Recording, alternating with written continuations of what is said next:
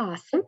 Welcome, everybody. My name is Mina Jane, and I am the director of the Ashland Public Library, and I'm really thrilled to have Samantha Vérant here for our discussion today on her new book, Sophies Valroux Paris Stars. I know I'm saying that wrong.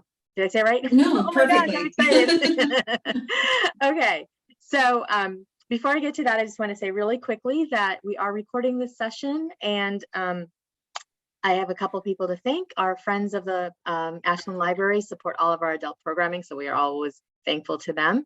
And I'd also like to say that you can buy signed books from Sam from Bank Square Books. I will put that link in the chat for everybody who would be interested in having a signed copy, which is, for a librarian is just gold. So I'm going to go ahead and introduce Sam, and then we'll have a really great conversation. I've been looking forward to this for a long time. So Samantha Vérant is a travel addict, a self-professed oenophile, oenophile, which I actually had to look up, which means that you're a connoisseur of wines. And exactly. I feel like that should be something that we all are. And a determined, if occasional, unconventional at-home French chef. She lives in southwestern France, where she's married a sexy French rocket scientist she met in 1989, but ignored for about 20 years. A stepmom to two incredible kids and the adoptive mother to a ridiculously adorable French cat. When she's not trekking from Provence to the Pyrénées or embracing her inner Julia Child, Sam is making her best effort to relearn those dreaded conjugations, which, yes, conjugations are horrible in any language. Oh my God. Yes. So welcome, Sam. I'm so happy to meet you. Thank you. It's so great to be here. I think I told you via text or somewhere, it means so much to me to be back in the US, although virtually. But I'm home. Hi. And for us too, because you had said when we first met before this started that you have some Boston connections. So that's really... I graduated from CHS, Cohasset High School, so 20 minutes south of Boston. Okay, so yeah, I'm always happy to have a local author too. So I'm local and loco. I wouldn't know that from your book. So let's just get started. Everybody you can put questions in the Q&A, and I'll be asking those questions to Sam as we go on. I have a list of questions too, so feel free to put those questions in anytime. And please feel free to use the chat for anything you'd like to comment on. We're paying attention to that as well. So Sam, can you tell us just a little bit about yourself, your history, your writing, like how you got to be a writer? How I became a writer, I was always an avid reader. I believe I was in an early readers group at the age of 3 when I was put in with the 5-year-olds. I remember there was a girl that called me baby, baby, baby, and I did what any other 3-year-old would do. I bit her. Oh. That's exactly right.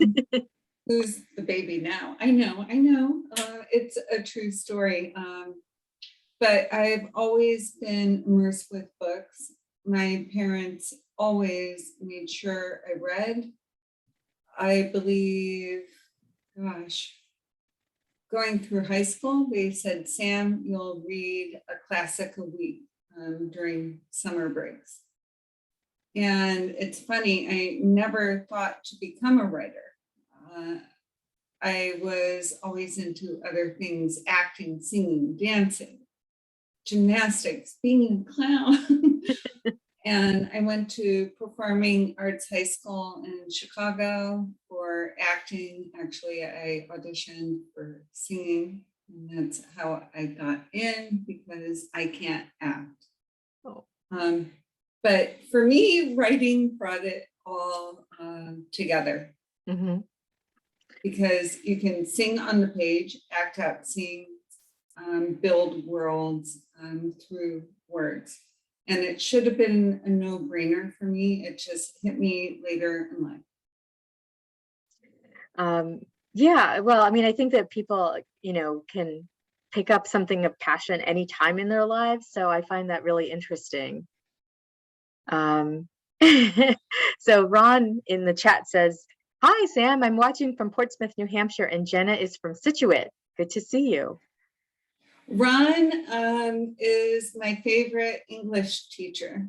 Oh, awesome. He's a high school teacher, and Jenna is his daughter. And when my family moved from Chicago to Boston, I immediately got swept up into school plays, and Ron was not only my English teacher, but the theater director, and Jenna, his daughter, is a great friend. And worlds spin and turn, and just such a great thing.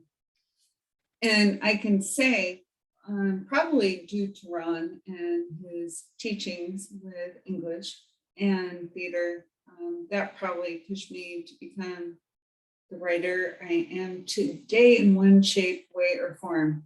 Mm-hmm. That's exciting. Teachers are awesome.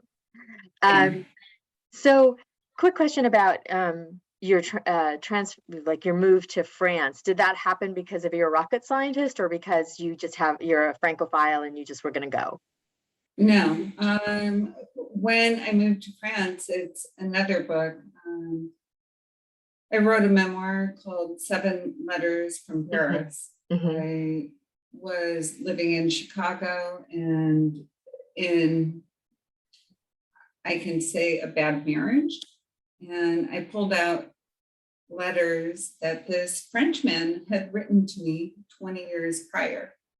I'm thinking, oh, well, I'm going through a divorce. Like, why not? Like, a lot of people do that. They reach out to people we connect on Facebook or wherever we are. Mm-hmm. And I wasn't expecting anything to come back the first time I connected to him. I was just saying, sorry, I never wrote you back. Your letters were beautiful. They meant so much to me. But lo and behold, he wrote me back and said, wow, I'm going through stuff too. And yeah, so I lived out a really wonderful romance that's still going on 12 years later. So that's so nice. That's so nice. And that is what brought you to France, and maybe? Yeah. Yeah. Okay. Yeah. And I became a stepmother to his 2 children, and I'm honestly floored. I think you knew yesterday was my birthday. Yes. And Elvira, my stepdaughter, she was like, I wanted to order you this perfume. And I said, no, save the money. You're just starting out your life. Don't buy me anything. Lo and behold, she comes back with that bouquet of flowers. It's beautiful. I know. So I'm doing something right. Oh, well, I think that your book also shows, the capacity of people's ability to love and care for each other. And that's a question I have for you also a little bit later. But can you tell us a little bit about Sophie Valroux' Paris Stars? Because I know it's a second book after The Secret French Recipes of Sophie Valroux. Yes. So with The Secret French Recipes of Sophie Valroux, the whole thing was, the whole series was inspired because I'm a determined at-home French chef. People are like, oh, you're a chef? I'm like, no, I'm an at-home chef. And I started reading articles about the misogyny in the kitchens, where female chefs were mistreated and only 1% of female chefs. And we should actually just call them chef, right? Mm-hmm. Not female chef, but only 1% of female chefs are Michelin starred. So that's where the journey for Sophie began. And I kind of living in southwestern France, and we have lived out a couple of fantasies, like, ooh, what would it be like to inherit this gorgeous chateau? But, you know, the truth of the matter is grass is always greener on the other side. If you look into, if you were to inherit a chateau in France, whew, taxes, what if the roof collapses?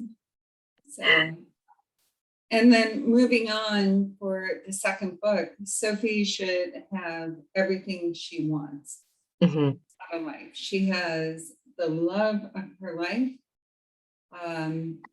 She's running the chateau, but she still feels like everything was handed to her, like here. And she feels like she didn't work for her. It's pride and it's stubbornness. And I think, you know, being a woman, you should feel like you should have had to work for something.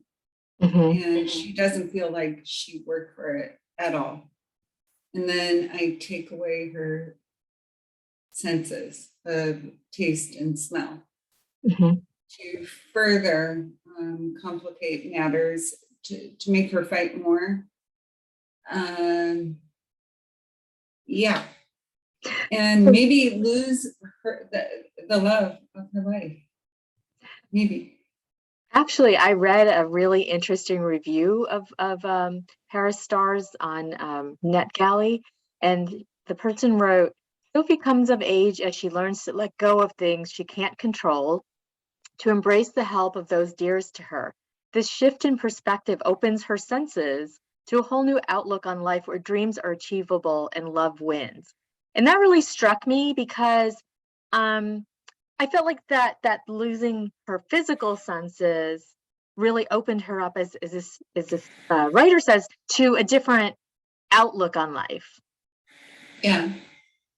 No, and that's completely the point. She had to kind of lose herself to find herself, if that makes sense. And I think it's something we all need to do. And maybe the choices she makes along her journey aren't ones you or I would make, but they are the ones she makes. Maybe the ones I would make. Like going to the doctor, for example. I dragged me to the hospital by my hair. Like I would just rather, like, no, I'm not dying, and until it's really bad. And she finally does go when the going gets tough. Wow, yeah, that's true. It was she was an interesting character. So just to start with her, like how did you get the idea of Sophie, the kind of person that she was as you started writing this book? Well, I wanted somebody that was really stubborn and strong-headed, and would fight for her dreams, but also very vulnerable. So when she faces obstacles, she finds herself tripping. And I think that's what a lot of people do. Like, we're like, yeah, we're gonna go for it. And then if we hit an obstacle, we're like, oh my God, what do we do now? Do we pick ourselves up and move on and move forward, or just lay there in the mud? So there's a lot of vacillating within her head, but she eventually pulls through. That's true. She was interesting in that she seemed so confident, but yet in her head she so wasn't. You know, she was going for this Michelin star. She was, you know, a great chef and she had like all of these things on the outside that looked like, whoa, you know, I would love to be like that. But her internal monologue was like, oh, she's really insecure in many ways, but not all. Well, and in the first book, that comes through because her mom was not a present mother. And Sophie was always like, am I doing right? Am I doing the right thing? I want to take care of people. And then her mother, and no spoilers for people who haven't read the first book, but it's a sad ending. And that is a seed planted in Sophie's heart forever. That's something you can't let go of, her relationship with her mother. And when she goes back to France, it's kind of with her tail between her legs because she has nowhere else to go. Her career is destroyed in New York, and then all of a sudden, this whole new world, like Alice in Wonderland, opens up to her. And she's wary of it because she's standoffish and she doesn't want to get close to people. So yeah, I mean, that's her mindset. Well, she's been through a lot, so it makes sense that it would take her some time to warm up to people if she was, but the two words that kept coming up about this book that I've read about, and I thought the same thing, was that it's charming and it's delightful. So when you were creating this story, what was your focus on, I guess? Food. Which also was mentioned. I should say the third thing was food. Personally, when I moved to France, food brings people together. And the whole familial aspect is, some of my best memories. And if you look back, and if anybody looks back to, hey, what did my mom teach me? What did my grandmother teach me? And it could be a recipe. And so it's the nostalgia of food and how it's just such a powerful component, and how families are shaped around meals and how that happens. Was there an instance like that you got the spark for this story through some sort of food story or some experience that you had?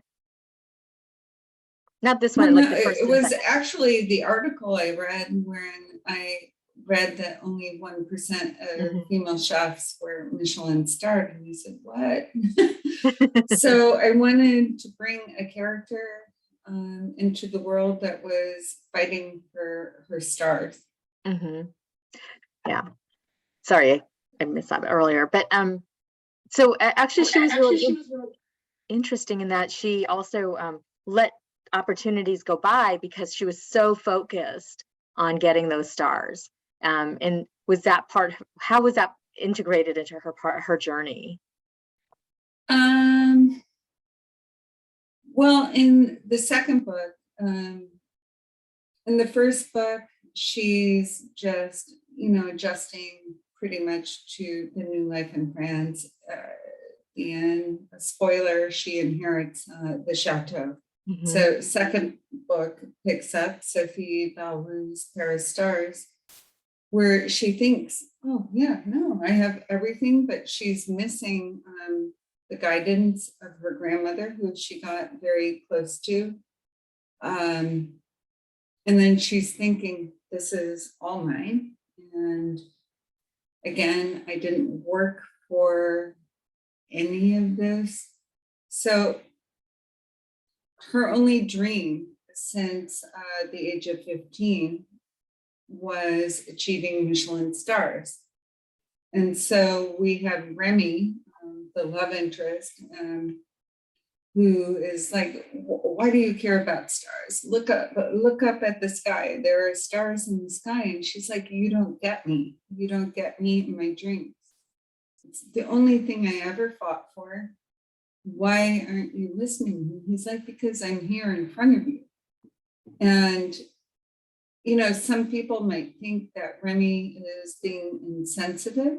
He is fallen in love with Sophie. Sophie also has to figure out her own groove, which she does in the book. So no spoiler. But, you know, it does bring on a question, like, do you give up on your dreams? Like, oh, it's so good now. Right. So that's why I was saying, like, she did have opportunities in the first book that she was like, oh, I'm not going to take that because this is what I want.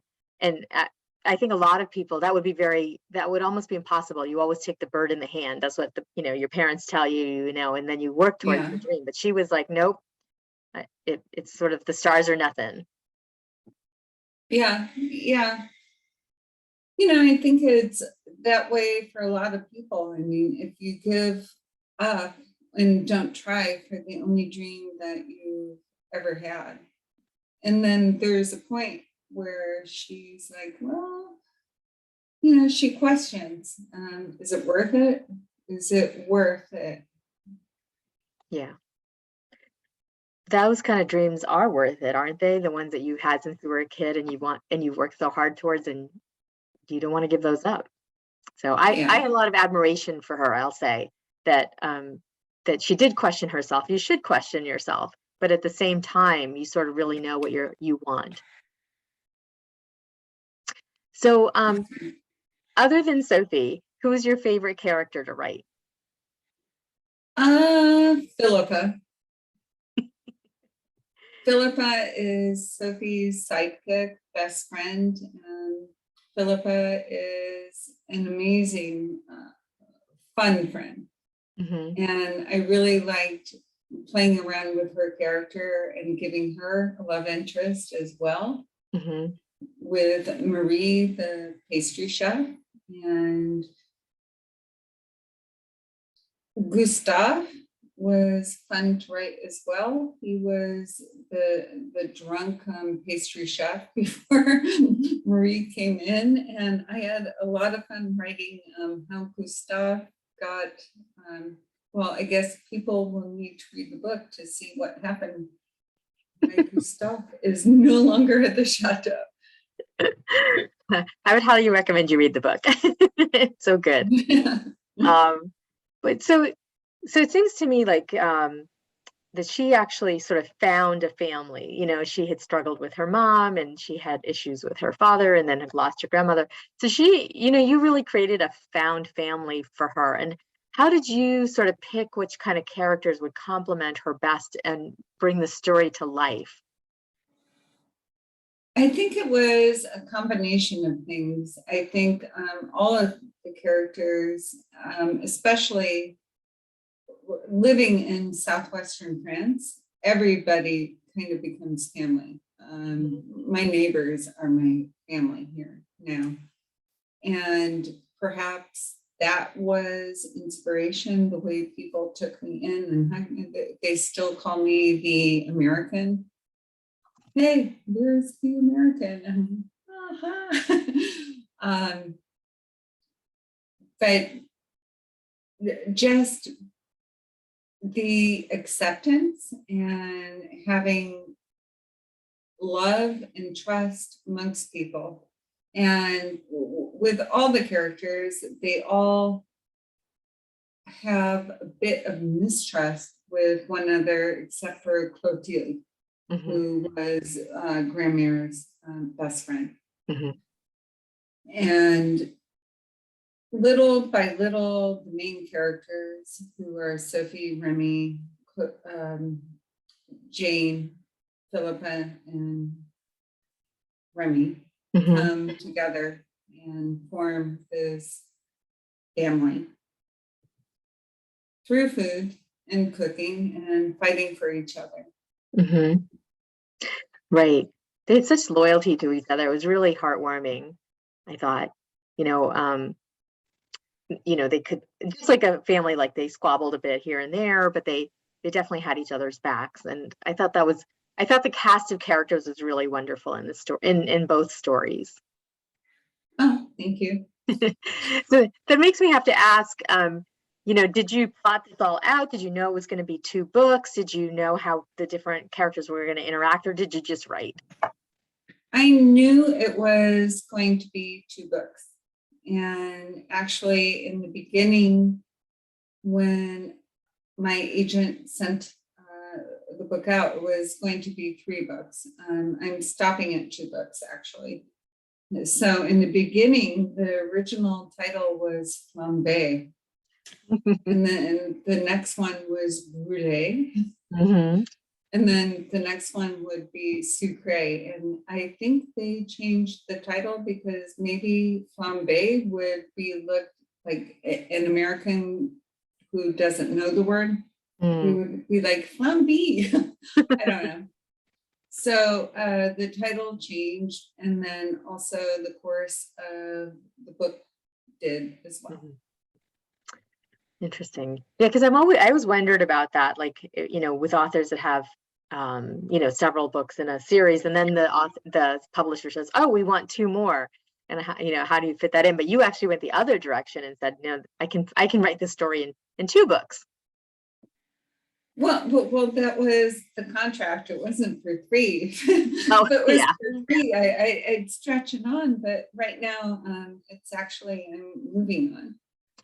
Okay. Well, I to will. A new book. Yeah. I can't wait to ask you about that. Yeah.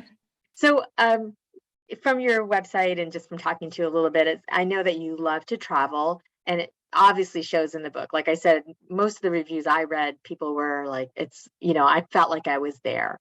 Did you do anything in particular to get your, work on those amazing descriptions? Did you travel just for a particular reason? Because you really do feel like you're there, or you want to go there. Well, for these books, because I live in southwestern France, I've explored the area like from point A to B, X, Y, and Z. And for research, I took a course with a Michelin 2-star chef. Flew to Paris and met up with a French chef friend of mine and did a cooking demonstration with her. So to get into the cooking world, I immersed myself in it before writing the book. À part de ça, I'm speaking in French now. À part de ça, voilà. That's way beyond my high school French, sorry. No, I cooked at home a lot. I'm immersed with a French family, and it was really important for me to assimilate into how things work here. It's not like, hey, things should work the way they work chez moi in the US. It's assimilating and just trying new things. A balance. I'm sure your research was really amazing too. Like being able to travel around your area and meet people and eat the food and make the food. Francine reminds me that I didn't completely finish asking this question about if you outlined your stories or did you just write? Ooh, good question. Okay, so for the first book, I just wrote. And that's the book that got me an agent. And I have very editorial agents. So before we went on submission to a publisher, they were really, there were a lot of edits to do. I think because my first 2 books were memoirs, and then I was writing fiction, and I was like, oh my God, and I'm going totally Jackie Collins, and like bringing on these evil characters, and then they loved the concept. They saw a spark in my writing and my voice, which is conversational. I don't write Anne Lamont kind of central sentences. For the second book, it was completely outlined, which was new for me because it was pitched on proposal before I wrote it. And for the new book too, but we'll get to that. Yes, definitely. I'm keeping the suspense alive for it. Yeah. That's right. So I wanted to dig a little bit into the female chefs and like the Michelin stars and all of that. So what about that struck you? Like, what is the important for us that don't know necessarily? What is the importance of a Michelin star? Why is it something that Sophie really, really wanted as opposed to other accolades in being a chef? I think the Michelin stars, it's the highest form of appreciation a chef can get. But on the flip side, it's also Michelin stars when a chef gets them, it brings on so much stress. They have to live up to it. They have to keep doing, and it's kind of a scary thing. I don't know how to explain it. There are chefs who have committed suicide because they couldn't keep up with the pressure. There's chefs who have said they want to give back the stars because they don't want them. Like, just let me get back to myself and keep cooking the way I want to cook and not have to live up to all these expectations. But I think, there are such great chefs out there that are Michelin star. Dominique Pren, for a woman, the first woman in the US who received Trois Étoiles for her restaurant in San Francisco, Atelier Cren, and Massimo Bottura in Italy. I really want to meet this guy one day. His personality, I've watched every episode of Chef's Table, so if people want to know like how chefs live and work, great docu-series. Oh, okay. I'll have to look that up. But so Sophie's dream to have the Michelin star was really that she wanted to be at the top of her game. Did she? Yeah. Did it play into it that is such a stressful thing for her? I mean, obviously, again, no spoilers, but like she was concerned even about just running her restaurants, her grandmother's restaurants. Yeah. So that added stress. I can't even imagine with her background. I think for Sophie, the seed was planted in her head when she was 15 and taking care of her mom. And that's kind of like clawing her way out, if you will. So she put that dream in her head when she was young. And maybe it's not the right dream for her to fight for, but it's the only dream she had. Right. Like mom will get better, but mom did not get better. And she just clung on to, I'm going to cook, I'm going to become a chef, I'm going to get a Michelin star, 2, maybe 3.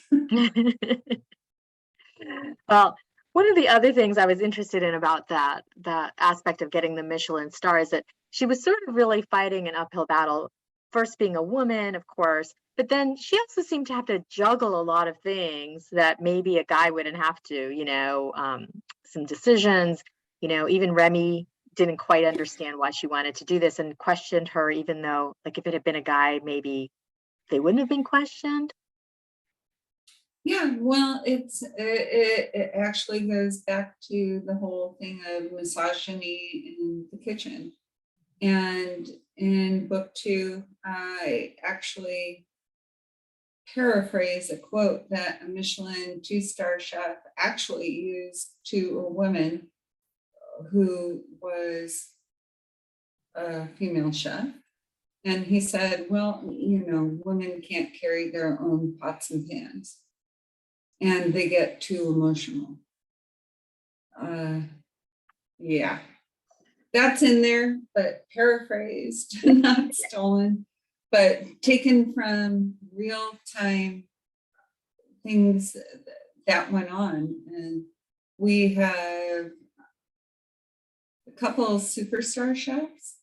I think it was Mario Batoni, I forget his name. Somebody on Food Channel. Mm-hmm. The sexual harassment. Oh, Mario Batali. Batali, thank you. Yeah. I don't get Food Channel here. So, and so many other male chefs, and it kept coming out. And one thing, Anthony Bourdain was such a stand-up male advocate for everything that was going on in period of everything. Bless his heart. Well, that is to the point of your saying that it's so stressful, not just the Michelin stars, but that when you get to a certain level in that industry, that it's incredibly stressful. Yeah. Well, I don't know. Maybe one day I'll get my stars here at home. I bet you get stars every day when you cook. I mean, I would love having a chef in the house. Well, sometimes I'm like, oh, no. Last night it was sushi. I'm like, you're ordering in. Mm-hmm. Yeah, there are definitely those days. Well, they do say that like somebody who does it, for a living doesn't want to cook, come home and cook. But if you're making things during the day because of, for whatever reasons, and of course there's going to be days when you're not going to want to. Yeah.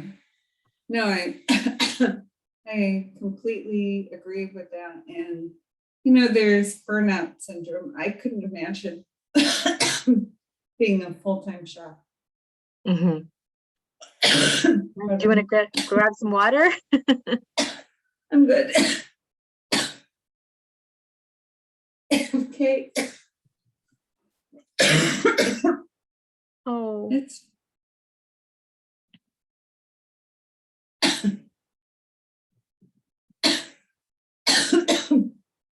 water? Yeah. We're just taking a 2-second break to make sure that Sam's all right. So again, you can put questions in the Q&A and any kind of comments in the chat. And don't forget, you can buy Sam's book, all of his books, through Bank Score Books for this program. I'll put the link in the chat again. I'm back. Sorry about that. That's okay. Are you okay? Dry throat. Oh, I'm fine. Yeah.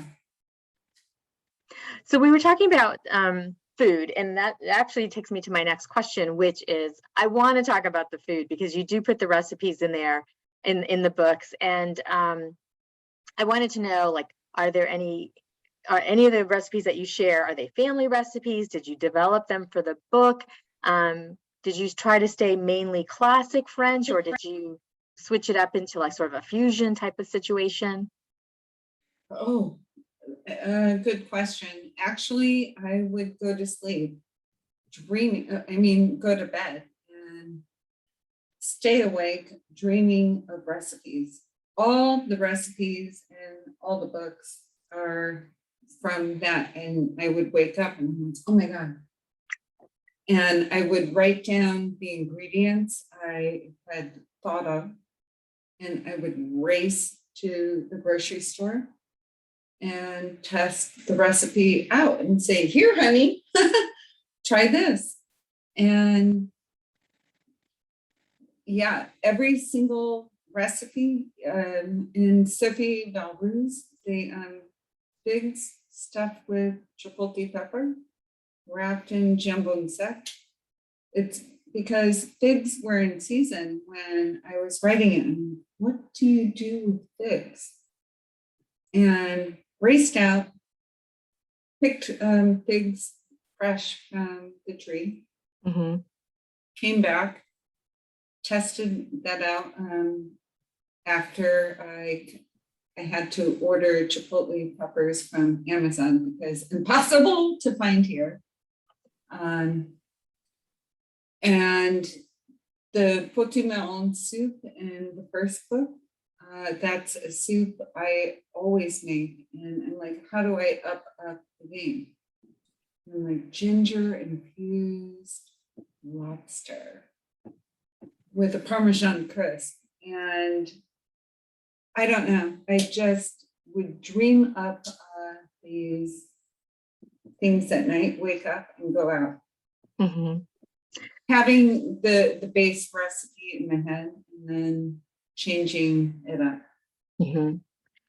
So I guess the question is, were you channeling Sophie when you came up with these recipes, or did Sophie get created because of the recipes? Did her personality kind of mishmash into that? Maybe both. I like being experimental in the kitchen and changing things up, not too much.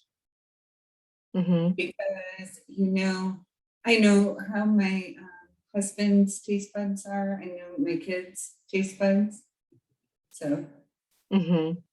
Right. But so if you were creating recipes for the book, though, were you thinking outside of that because you had to Sophie would have to reach a larger audience, and she was trying for the Michelin stars?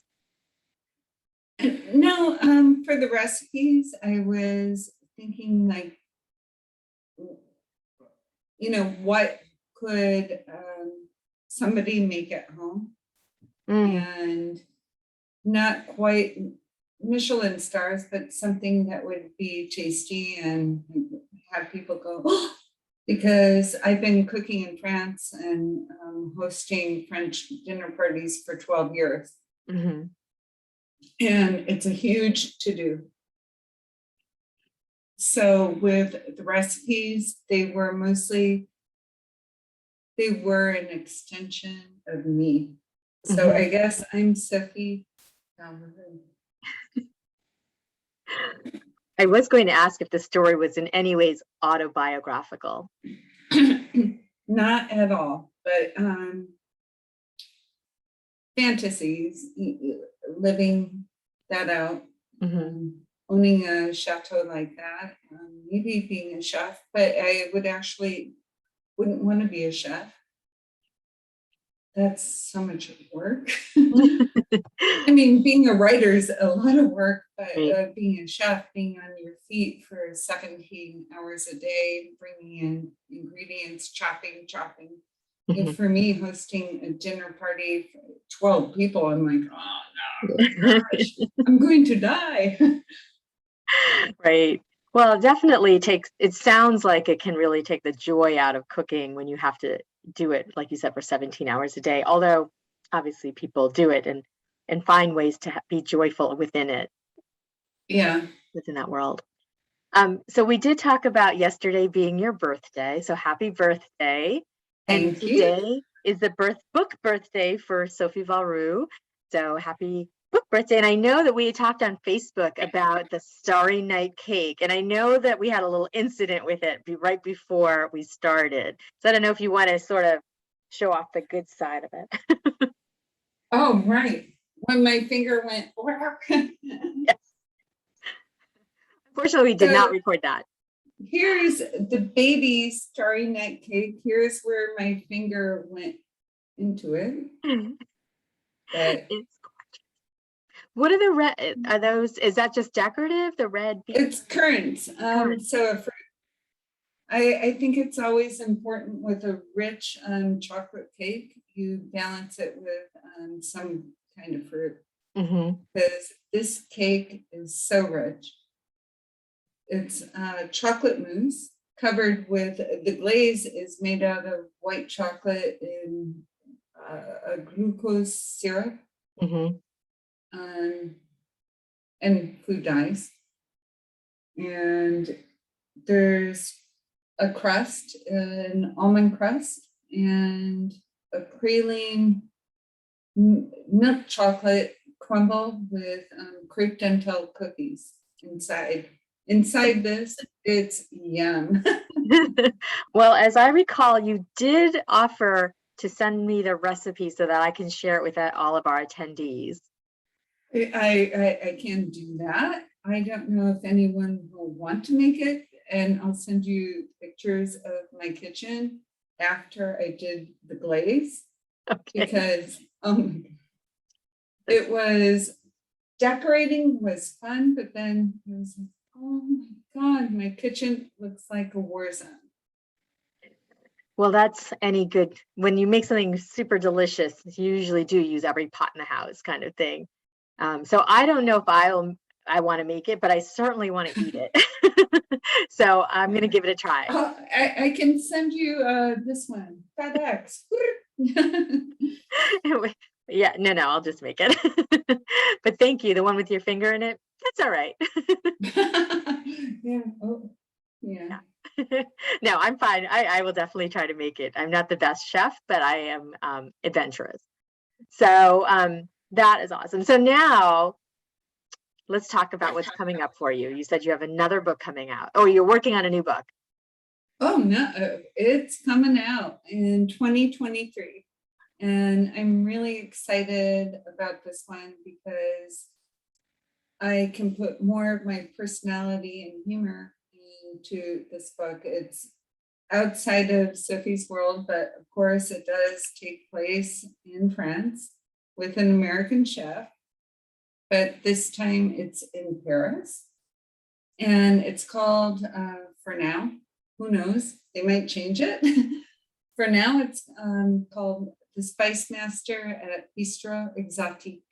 Ooh, okay.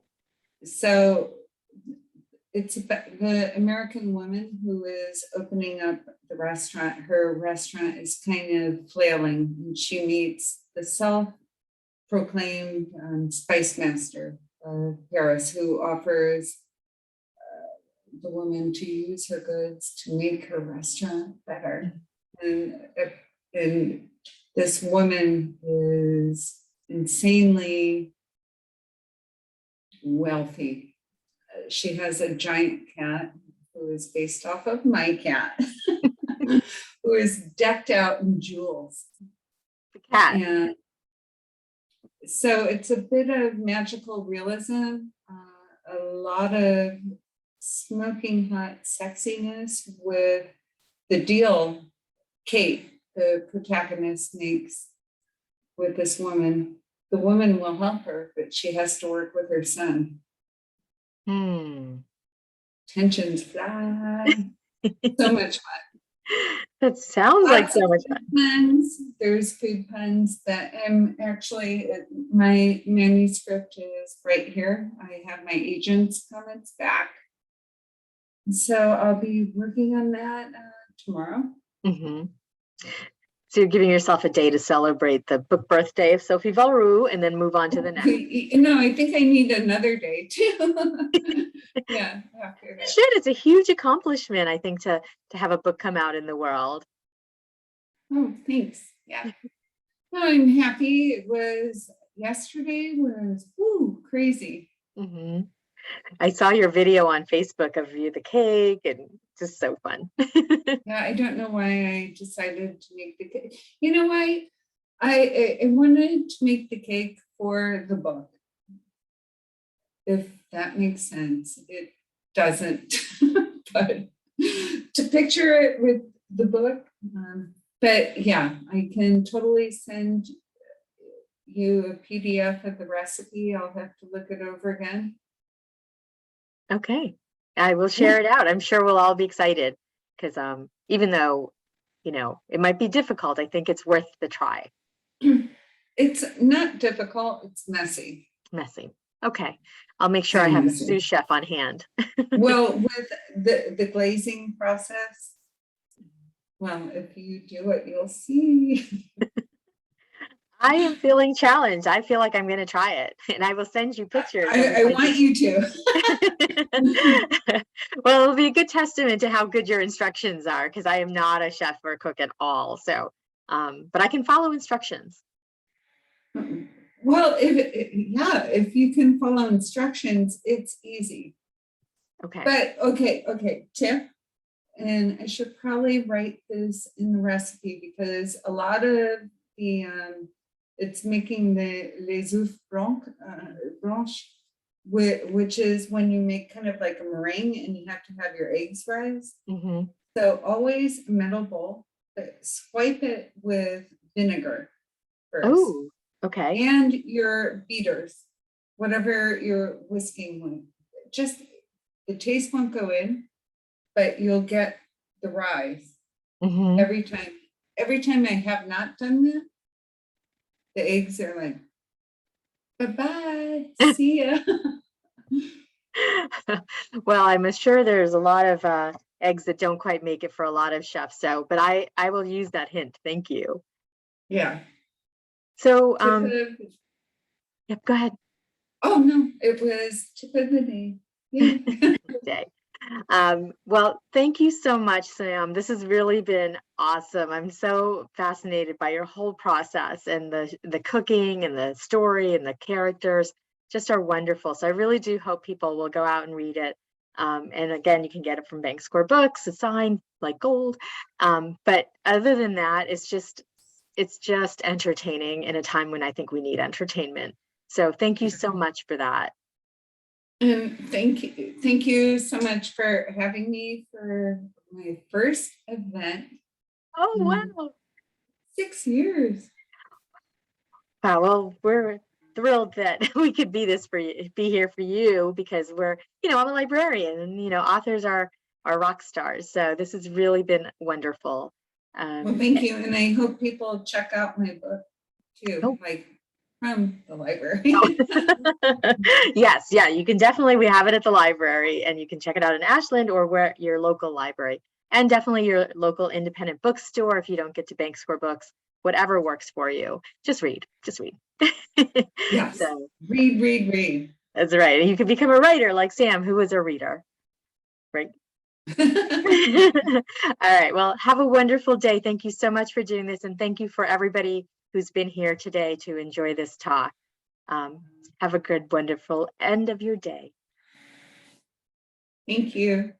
Bye, everyone. Bye.